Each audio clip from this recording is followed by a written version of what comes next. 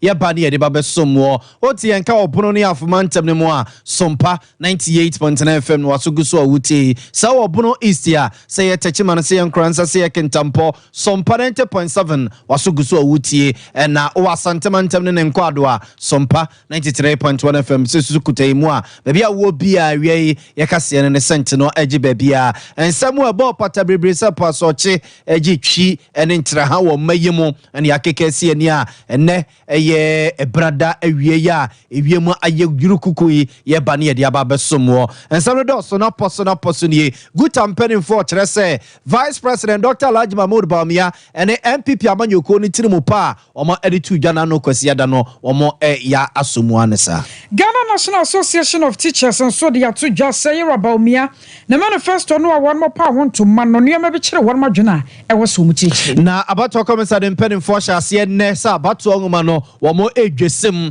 amobi akwa baabi ani dinwo na ekose nie Sompa FM ne Sompa TV nsem twefo ne de kire a yede mu amane ye bebremo ania na one more high dan one more kabo mo koye wo ma Ghana mu so asode a kire sa NPP 2024 manifesto no a wo de ato dwa no efa bia efa no edan han ne dan sie ho nsensem no one mo shadante ase acheche for mo kira de we teacher training colleges ahodo no mu nyina wa tuamu a enra yete se meeting course enne eni da kwan so mo de strike ne beba wieye enkomo na akwa akosise nie anyem bia strike na ba wieye na Sompa FM ne Sompa TV nsem for ye ni edi akire Ghana Union Movement gum ya no panyipa ya wode no mu so fu kira bosom ya kasa wono so yi na ba de akire ya wo beboa ma fia bato no atumi akonka for when you afro pinuan yakekesi ene ne sekase abia wo bia na wie ye ba ne de aba besom yemfa aseda ema enyumeku akese Liberty Conference sa feel bet me a channel no abusua nyina be kɔ ne yi a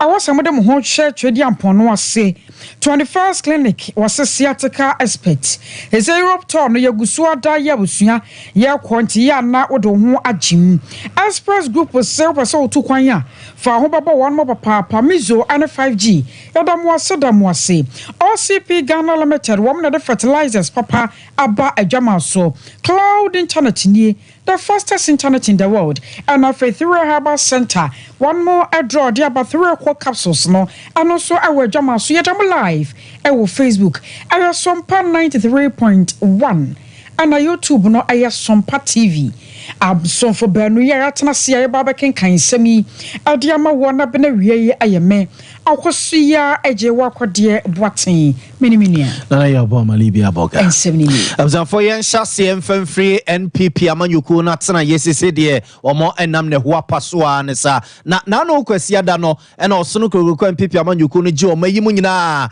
eboso adaya wo atoyema ntemu takrade abonten so no na omutiri mo pom nsusu ya omo ewo edemo Michael Kron Ghana no na omo pa hontuma ada ne di e de akira mansan na emu nsamo de kese impimeni bebrebe se fried rice mu niema no a amanfo etutu na sere ne basa etwetwea na baako a ase amanfo aso ne pane ne pa na omo di hu nkomo pa eye asemu a Vice President Dr. Alhaji Mahmoud Bawumia ekaye e de fa eniema eya ne mpempi ya kradi fra amanfo nkro so e de begu omayimu a ebeduru omayimu se yetema habo se yetakrade habo se Kotoka International Airport anase bia Prempeh the first international airport wa ebeba begu no duty akwabra ne bekwa akoye no ebekwa akọ wiase na niema no bo akwa enwensi a yeton a yento na amanfo so etobia enyeye Vice President kasa de fa wo se sodonfo ye na dom ema omayimu adese edutumi amana ba be mampani a ade obeye pa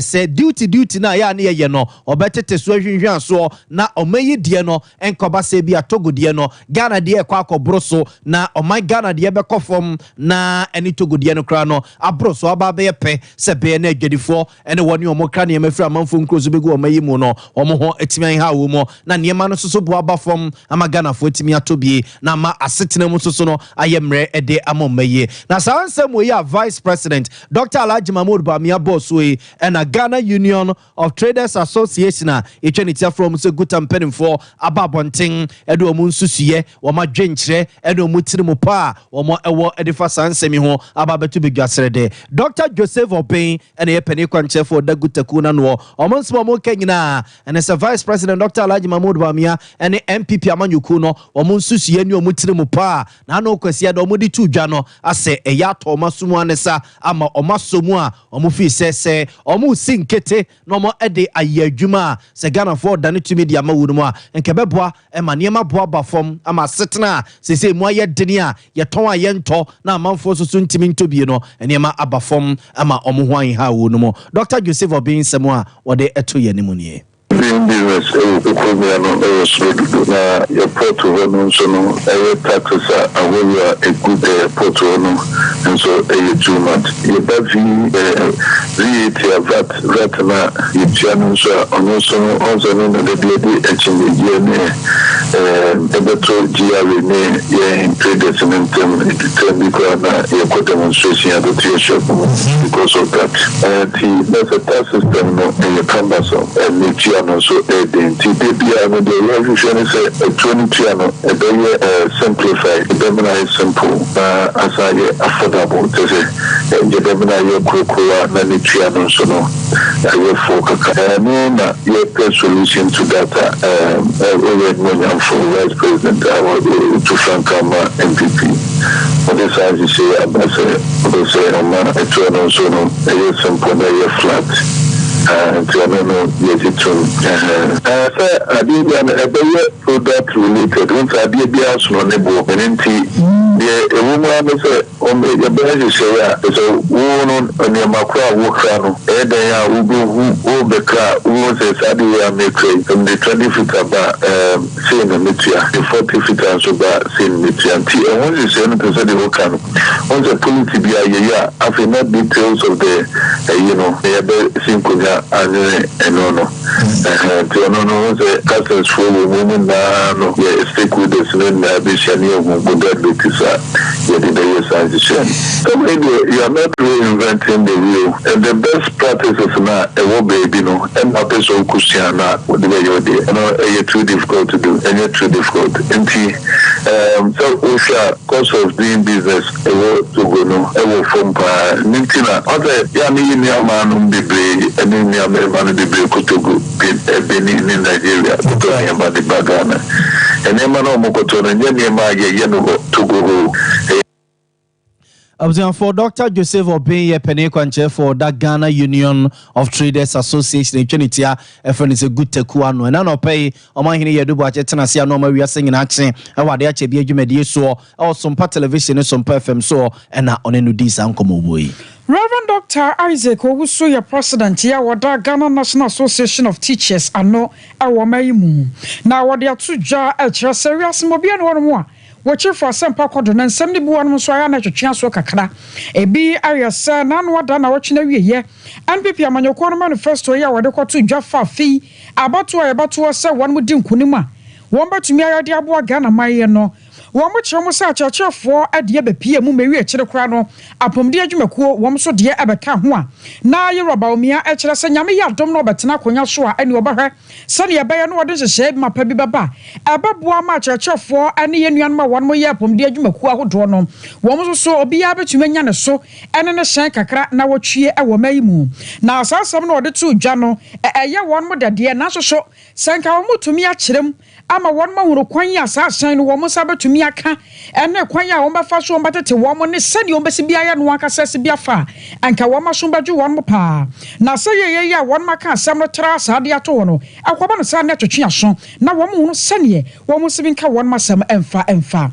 A bra Reverend Dr. Isaac Owusu, one of some paka see 18 comono and some say and was saying. When you bet not a big dinosaur, I said for Obama one more incentives. Now the much me and the top a shame to me and the deep would do my. I want to say manifesto no I am not a Sunday Unipedia or another Manupubia air to me no one more die song and now we never cut one more blue printer air one more aspiration. Now who share and some na you Rakaina. Yeah, Kese, Afina one luncheon. There are legitimate questions. Yeah, the Shese, Cheka, subcommittees prepare that manifesto. Wobugama, Ghana for the details. It's not say, Okase, Obama, at the for incentive mamudi nyaka ye bi say mo ne say on say Rollins ne ko abreso na momo ewo duty free car e de ma tetrafo adoptafo anefefo edu ba bi na pay mo jai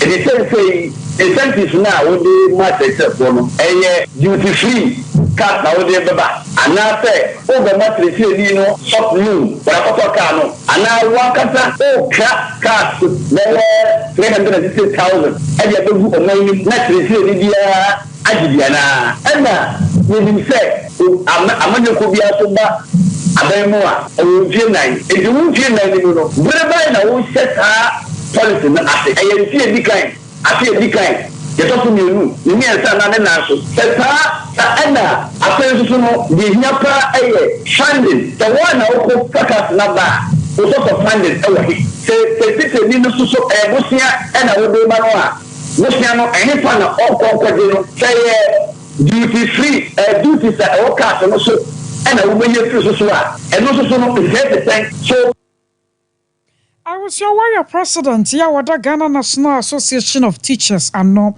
Reverend Dr. Isaac Ozu. I was on for a good sword, the more soon could go and pipi amanyuku natana ye no manifesto na no ada omo pa hontuma e wo atoyema ntemu a sese ye tutu na srani abasano a na ensem bi no mo a mampani abede ye Dr. Alhaji Mahmoud Bamia bobo so no en pipi amanyuku na hyase e de enchichemu eba be mo atesitisi mu awa mu se be ya amanfo ebete ase ye na emraso adwani a owo mraso gafie ma de hye wo fo sagrebi abaton peso aso wo poema ntemo ona bokujo ponkroma NPP amanyuko ne manifesto committee a omo eti yewura no mo a omo epa wonum se omo nkwawre wankobusa brewa enkeka ne mensie ne plus times enwene manifesto ne mfamra no na ono ene ne yetitire ne abedi ekire edema committee no na waba bonten ede nchechemu emman sembi no mo a vice president Dr. Alhaji Mahmoud Bamia ebobo so na nsem ne nyina no eyesesa import duties ya vice president ne MPP amanyuko no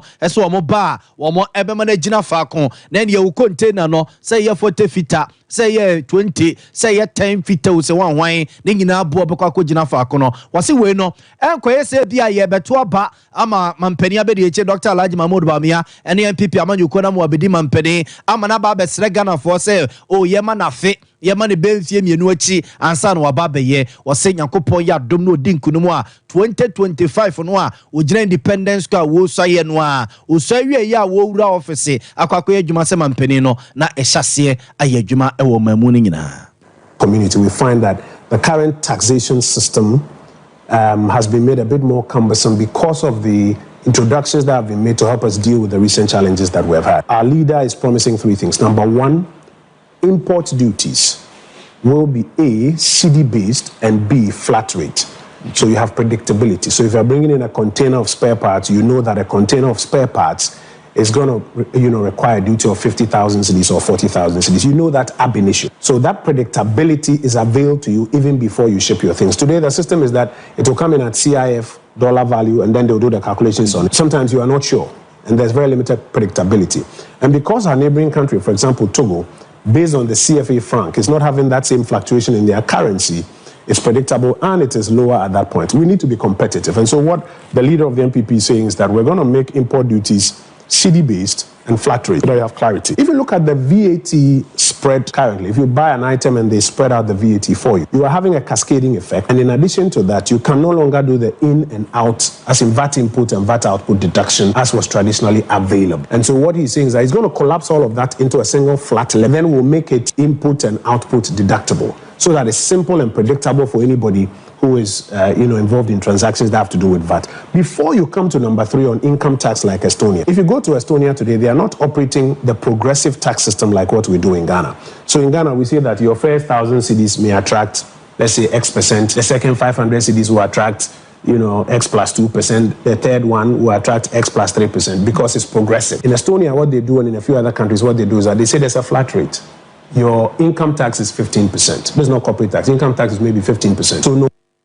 Observe for your Maraswe Jenny or Womaraswe Fima, this year war for say the Biabaton Pesua so a poemantemo, honorable Kujo Poncromani attending Kena, Wamano Ansua, and which is so and what day Babe Soso, Samaka San and Sua, gay summoning Trumu, Emre Bia, a comraswe Fima, Rasweja Fonigi Tumua, a Cotoman Penia Kufuad Wenimua, a home man so by Yebe sorry ye woo, a one Meyimuno, Nano Quesia, the Vice President Dr. Laji Mahmoud Bamia, a Kasa Ede Efa home. Na ebisoso chiremo fufuro ora kojo ponkroma edin chiremu abase samra no a obi won mo sori o se me pese me ware dua obi so se opeso ware kotre obi so already ne kondo wowo wonu opeso ware no no ne kokotena no samra na da no sese no a mrasejafo ahye no Vice President Dr. Laji Mahmoud Bamia won twen enisima ontwentwene nase wo ho na obedi mampani a ode ne nsa ahyase fi se wo ye kremuni na musumi somsoso no ekiri sanema no kokokoko.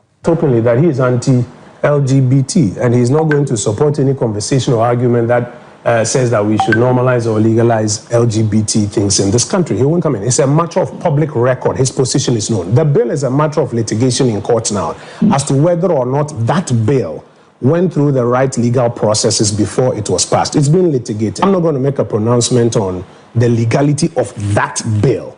But he has said clearly that he will protect Ghanaian family and cultural values. He does not support all these LGBT things that some people are trying to promote. He's totally against it. It doesn't align with his culture or his religion. He's against it. If a bill properly constructed has gone through the processes and is legally laid before him, unless there's something fatally wrong with the bill, I don't see why. That is why it is being contested. There was a decision that had to be made by the Speaker whether or not that bill will impose a charge on the public purse. Those who have sued are arguing, among other things, that that determination was not made by the Speaker, and therefore the Speaker could not have admitted it properly so-called as a private member's bill for it to be passed. That is one of the fatalities they are complaining about.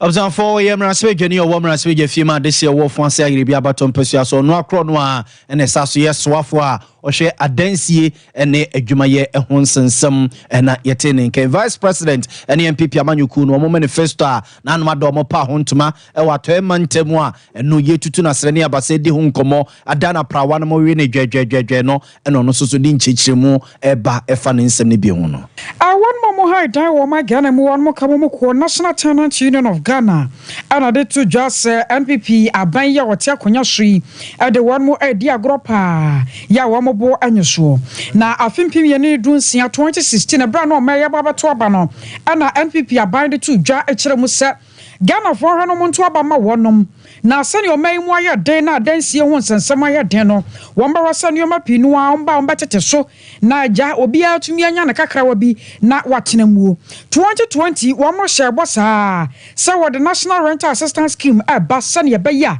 e ba boa Ghana for na wo bibia da woni sika so de be han dan no aban no bebo ne chidom e wo sa kwan no so na sa nneoma wa nyina no ka bomu a asa aban no na da kwan bi ene adeade ya wo mobo enyo sane aban no bo hye sitie ho na ya kwa ma no so na General Secretary of the National Tenant Union of Ghana yenuanom ya han dan e wo ma Ghana mu wonom ka bomu ku panyepa ya otrotrod de ma wonom Owura Frederick Opokuni ene na kodi enkomo yewa mo ha wo Sompa so ni mejozo mini hamba na onte erade adom na wonso kaka nti yotiase yebe ye nyame tiase pa na 2024 ya wono sa anbibia manyoko no won masa de won manifesto atudwa na obeba bisa sa eye nuanom a ha da wo ma Ghana mu no mu wo kwasa bibisa aban na sani osibide ne nsam ne tudwa fa no adansie ni adan han ho no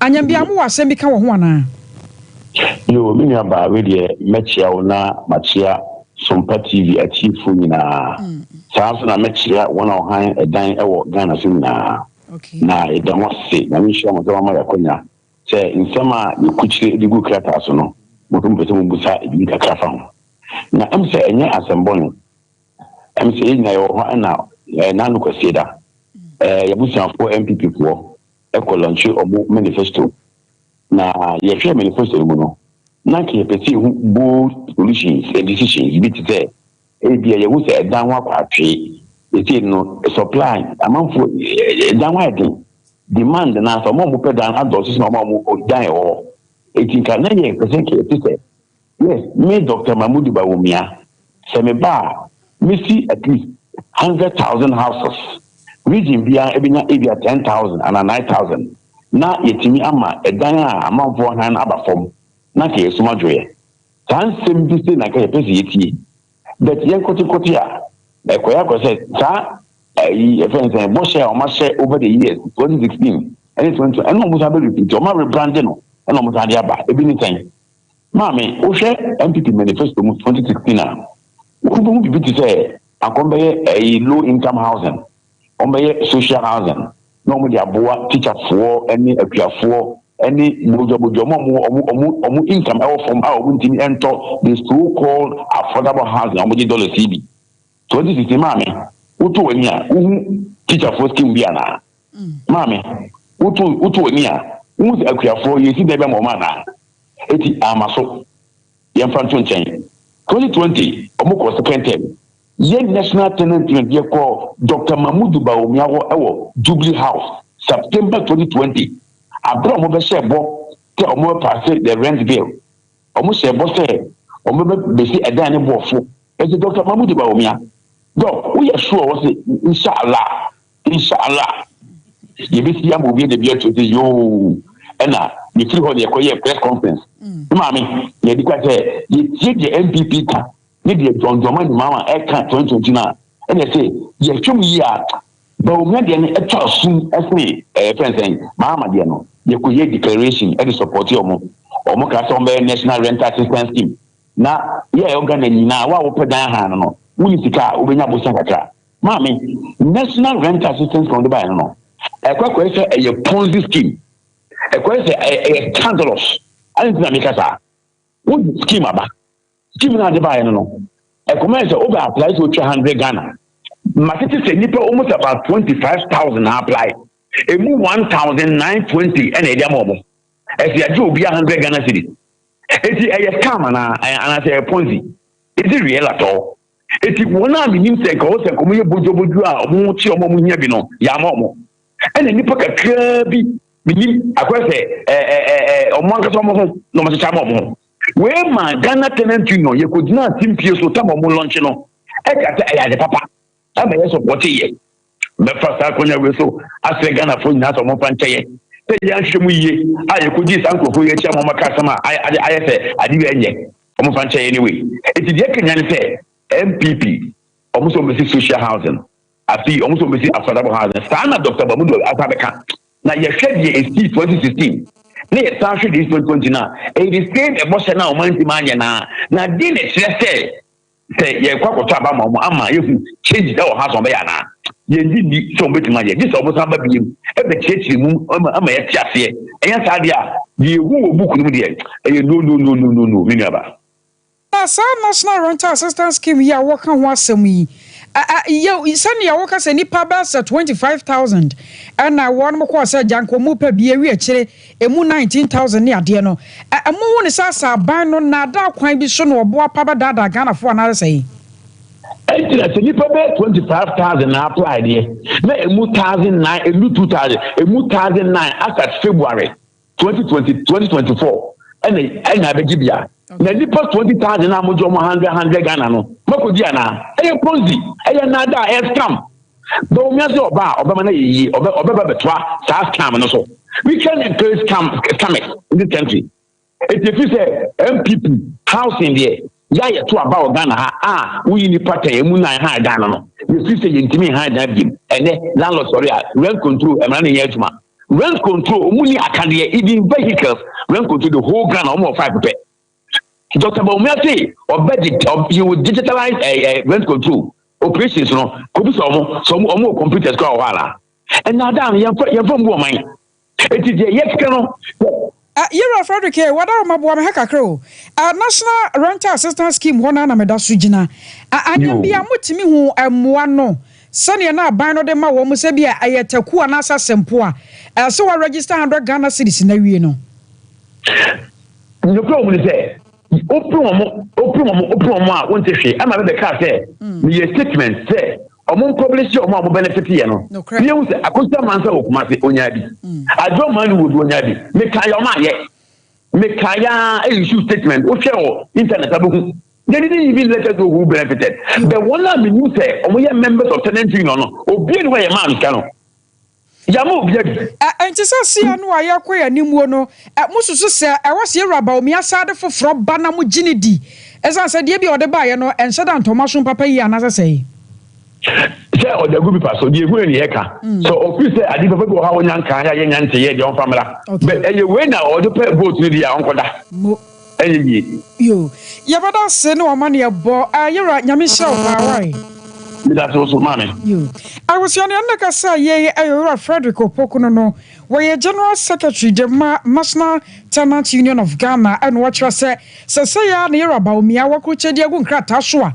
What was what about year Juma 2025 de kwadia eni anya Juma kra abzanfo inform ko abato komisan mpenim fatna ye na efri enre ba be na ne nsane ene na wotwimu no modi abodewuru se ene dai wono mo ehase o mayi ne introdo ne ntu asaso ne mensini ahodo mu nyina wa watwere wudin akọ abato ngoma mu se nyankopon ya adoma December bosom de tosonso abato no pesa wotubie no kwa mensini kro no a wotwere wudin se bia yeso ame se ebia eye ofurukrum anase be kwada so mensinimu no akono akwakohwe na se udi wo mu a ebeche ba bia woto aba ene brekora eye obetimi ato aba no ne sancheche mu no nyina honomo na ene omo hyase Dr. Bosman Asare eye penimpa be de kira abato komisan wodano onyadaje cheche nsemu de kira yen se ne nedwumadie no ebisi akọ ede afa registration outside of your process never be granted to a months about you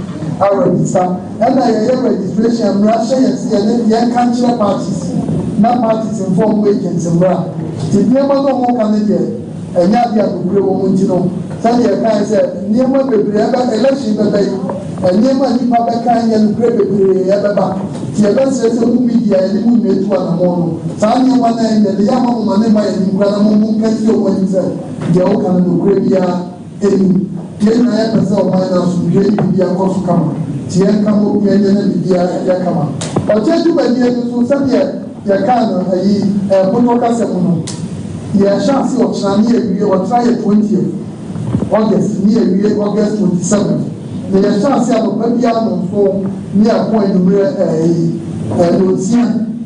Some years ago, we are registered for 2020 and out to about 2020. 2023 district assembly elections go to about and another register 2023 and our fees who now register 2024 limited registration and now up crowd. A big answer of a police station over here, no occurrence and part of you one. The second is some person police. Observe nti we Dr. Bosman Asare and yete nke we emre ne dwumede ne ehase abatongoma na omu biem atomu omayimu nyina mensini biemu na wa wotwere udin no wakono akwakowesa nyimbi abatongoma no udin ba mu ana na udin ne se ne sisipele no sa pepepe ene yesipele no de ema wo umfoni no a ebia udin ne nchen no eyewa anase bia ye flow yabo amana ye de akoso yamfoni na akwakoto udi no ho wabra wo ye bema ye ni nkomo kakra ye kwa amano so ye kotie bese for professional concern kwa mredu anantim kumase de ohu ye ne nkodi hu nkomo kwa ma Madusu Olivia kwa me boy nkomo na afa hin na se na nadwumade ne si ekro kumase Olivia sabre ya no fei edwumade nhyase me de mani hwe soame esan se bodam asase fifie ntino ma soame he na de ni hwe ye na ibi ka ko soame police station hon police station hon no me koto yisi penifo mo a omo ho na mo de nkrata mu a omo hwese amanfo beba bepme se dumienu aboye a menu kasei enipa beye nwotwe na omotimi aba omo anase emudin a ye try se ombegina so ato aba no ewo ha na ade ba ko ewu mne se hwese de penifo no ti ha na oman busa mo akwa na ekori amanfo no mata ko mudi ma aye enika na ade ba ko so a ehu wo mne se code number na se code a ye dia trigger se bebe na emfaso ehwe wo card no eno betumi aka ho ama eno nti na ma amafa wura baby ya hwe edinu wada said be amanfo be hu de ye fi ho no de ni etre swami baba sofu empotem ho mo ho enso ko inu abato commission no na de menu e wo ho mo a no se ko hwe ye sami kasi a me no kasi ai ade a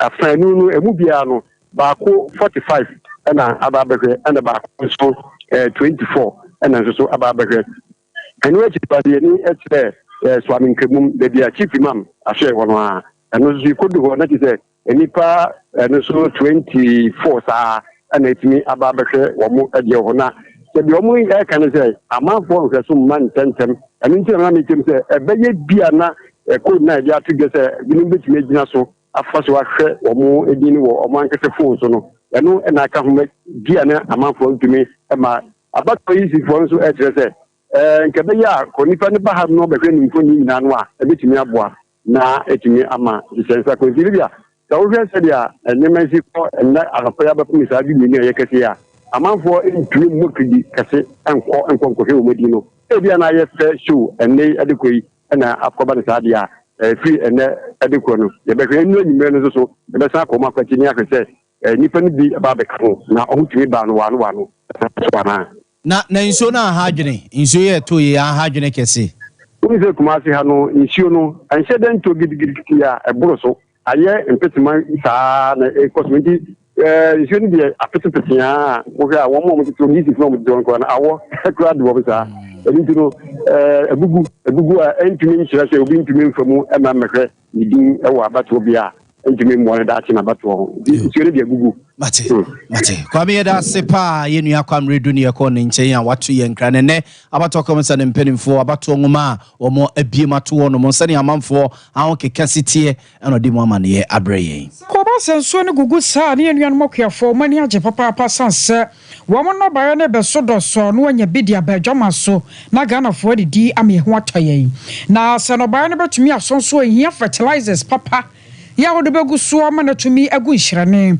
OCP Ghana Limited wo na de fertilizers papa abadwama so wo se enu makuafo mu nsom se twitwai mo mfa hu no ba so na nsom fama mo na mo de badwama so ya to ne bochuo ama mo atomo ye o ma hodo na wadwama so ye OCP NPK 15 ana ye wo OCP NPK 10 emu bia no tumi to ama no eyeje 0555 909 437 0555 939 437 Cloud Internet ya kan for the amount say ay internet papa one majuma hote na senke nso agugu yi a eja yaron fo de atete akoi na wo mo de ne gina so 24/7 na wo da so de yi adwuma wo se nwuma ko ahodo afiafie mu so to mu suku ahodo mo hyase anton sanfra wonom CCTV camera mba ba install bi diamount digital security locks web hosting ni nyina no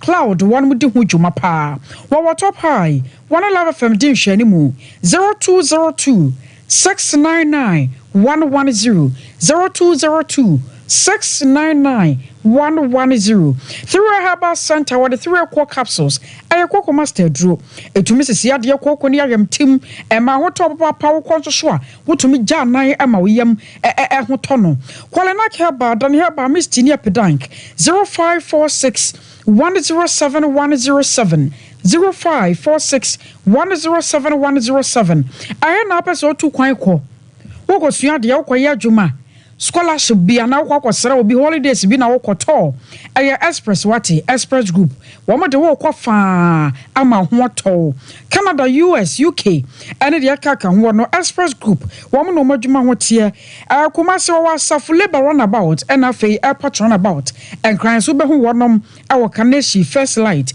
bibia ni afro 0249 000448 0249 000448 21st clinic yesiatica expert was Europe town womugu suado we South Africa eho na say one mokro 21st he na yawo ya oto asintiri na atwewo ade aba na amromu emotwetwe wo gya ba bia anya abusua Europe to yehwe hunu sa ba bia da wo mbeduru no wo bate one ma ho mem sane ye beye na door to door dwumadi a won mu die no womatumi aba won chen na waba abahwe wo bebi ani afra won ma homa no e wo 0244 915 116 0244 915 116 anyone mu book appointment wo mu du ho a won ma hwe ntam afei wo kuma senkran wo bo ase sunya ne nkranza ne techima no so a ahoma ne 0540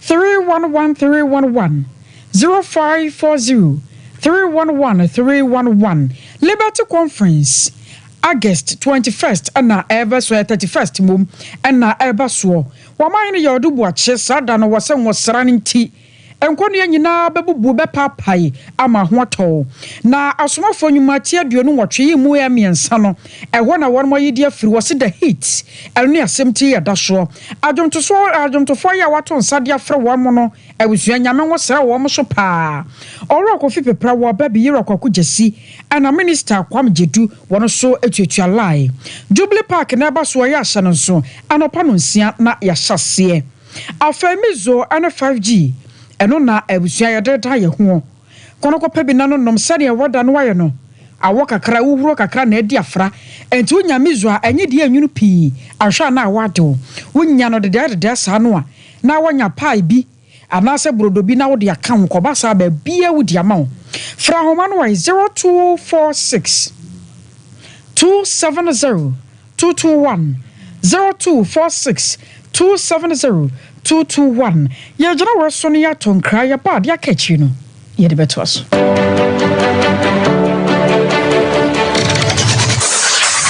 Introducing Mix of 21st Clinic sciatica expert. Sciatica no o nerves na wo to ase na fa wo siremu na fa wo nansia besi ase ho no.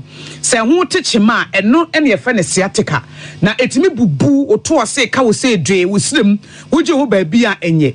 Na eno na 21st Clinic ba ye adwuma pa wo mu ye ntia baso bo magine wo Ghana ha ene amono ne enyasem ketewa. Womuji international awards ahodo womuji local awards ahodo na anu nso na womu be the only sciatica research and treatment center in Africa bibrim hano ebi ni baby a gise 21st clinic nkoa womu de bibiduro ene besa o yare no masa de machine aka ho yare sabia yare bia wutimi de ko ne mama de ba ko a wo magidi womu pa no sciatica ena stroke nso de kwa diabetes ne hypertension ne ade Ghana ha baby a womu ho 0540 311 311 0540 311 311 There's a 21st clinic. Woman is sciatica expert.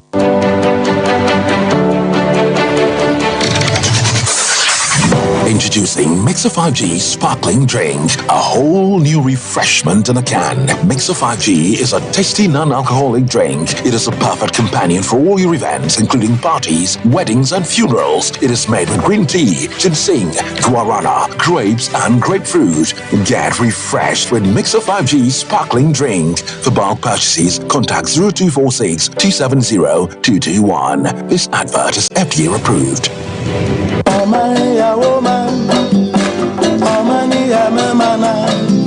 Piafoi afuye na saduru hobie mu eti wo dwedwe fertilizer afiwei ubayusu ana esanse afra se fertilizer wotoye amwa wo no na ma wadwuma no anyina eto ape onobaye no antumi anyini na nsodoso ema woboka ane atumda fertilizer papa abadwa so de eno ane OCP fertilizer egumu ahodo akuafo a modo enobaye ebitise atoko ajuo emo ane atosode ahodo no omo enkoje OCP MPK 15 ana OCP MPK 10 akuafo a omoso edo legumes ebiti say soya beans, peanuts and beans omoso enkoje OCP fertilizer a eye TSP OCP fertilizer ebusu wo baabia ye ton ya yonyoma e wo man Ghana mu enoti atufo enfre 0555 909 437 ana 0555 909 433 OCP fertilizer papa OCP yegina ho ma Ghana ene Africa biayo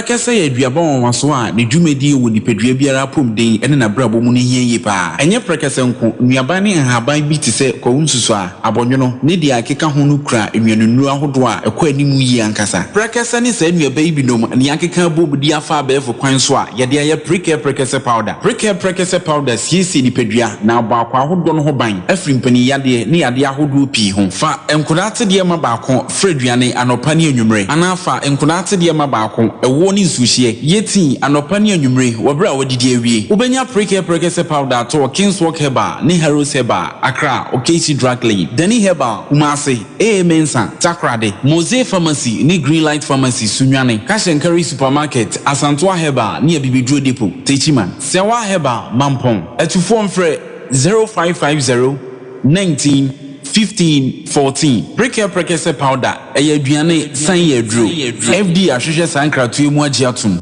Hey sewa me hu acho me na no me bisa ekra so kwa brochu Kwaku, afeina mebeko. Menkrata krani. Hey, eni me ma connection man for den kofo sika aduane ne wanya otwedi mu sa no. Oh, Express Group adarumenti akwantu aye for. Opese otu kwan kosua dia. Express Group do be call mind be to say Canada, US, Australia, UK, and Germany. Say a tour na se visiting so a Express Group do be call Dubai, Canada, US, Australia, and Germany. Mo am pese mo tu kwan koye adwuma nso obetimi de wako Dubai, Qatar, and South Korea. If you also want to take international tests like SAT, IELTS, TOEFL, GRE, GMAT, they can help you pass easily. They can also help you secure a good job in the UK. You should make sure you Kumasi Asafo Labor roundabout Accra and so Omo Nation First Light, Tema Omo Community 18 Lashabi Girl Filling Station. From Omo Macho for ISO 055 555 0067 and 0249 000448. Here in Ghana, when it comes to chicken, the good old days are back. Why? Because Boris B's Chicken, BBC, is here. Yep, give your family and loved ones Boris B's Chicken. Fresh, tasty, delicious. Boris B's Chicken is produced right here in Ghana by our cherished poultry farmers with support from the Ministry of Agric. Get whole frozen chicken, gizzard, chicken feet, chicken neck, and chicken liver for those special family meals, buffets, picnics, funerals, and all restaurants. Get Boris B's Chicken. It's halal, so everybody can enjoy. Wherever you are, call Boris B's Farms hotline 05 444 53. Ask for our branch that is closest to you and come get your chicken. Boris B's Chicken, BBC, proudly a Fiakoko.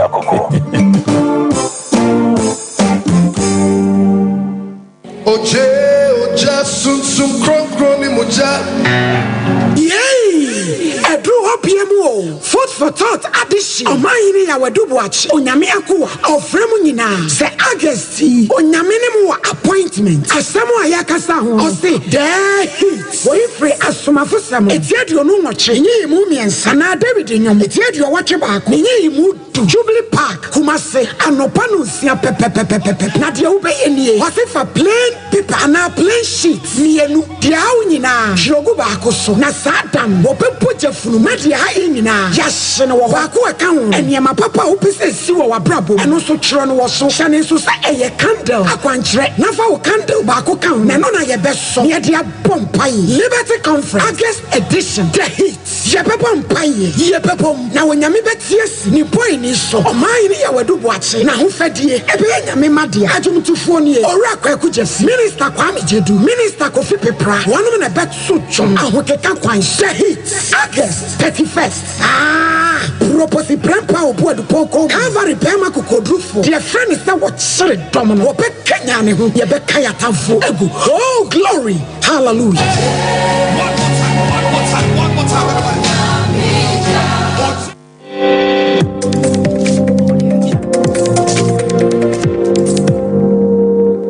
Sompa TV, Emma Akitiapa.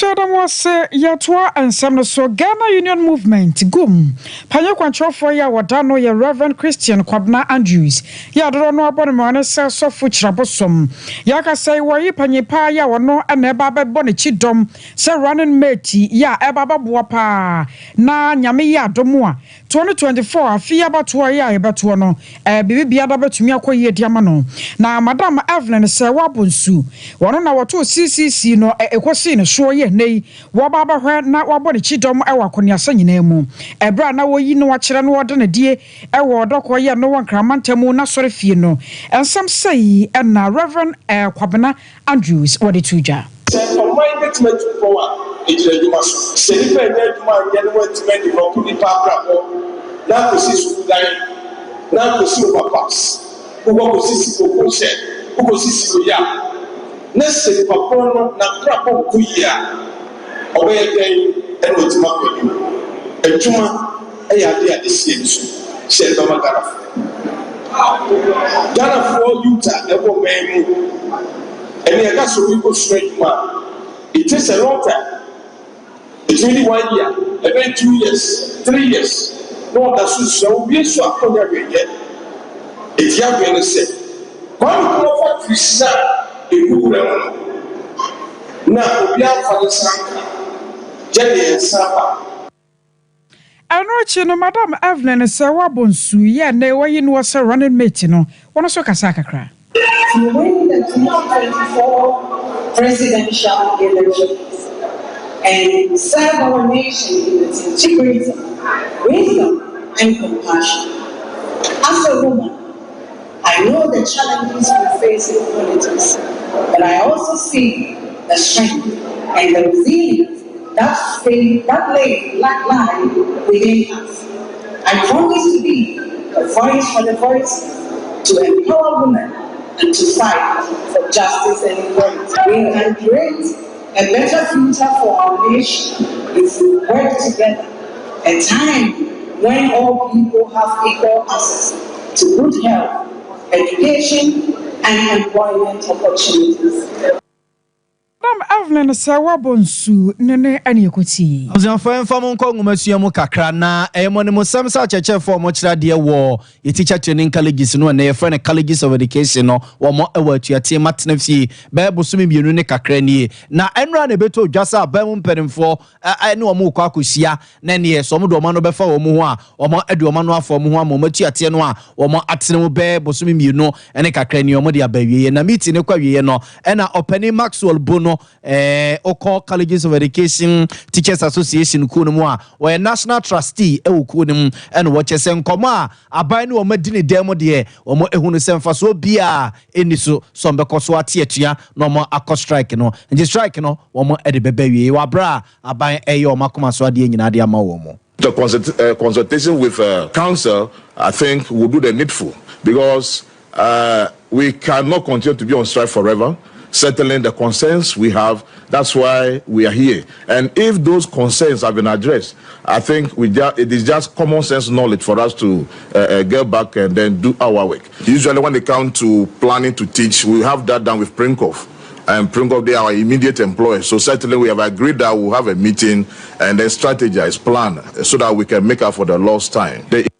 Abuzanfo nti weye Openi Maxwell Bono oko sitag kunimu a we national trustee wo hono na osofo ohwe apedie ene adwuma ye ho nsensem ora Ignatius Bafo wua na ono susu ti meeting mu bi na de ono susu de source oni wo momre mu no empanifo no begina ha me ye nhihye wi a wo so mo de koto wo mo soma wo mo no animu emo mo si agina ye enti me wadrehye mu se baby a yadre de wo mo agye atomu se enema na ha wo ni nyina no aban address it is aban address ya wie dia wo mo ama ya rehemu se so mo kono mo de koto mo mpanifo anaso mo cancel na nimo a wo mo so abedi atom Amzafo nti weye aye oswafo ohwe apedie ni adwuma ye ho nsensem owura Ignatius Bafo awua na yetene kenra meeting a omo ene Colleges of Education Teachers Association of Ghana etwa ni tiafo ni sisijak fo kokko ye ya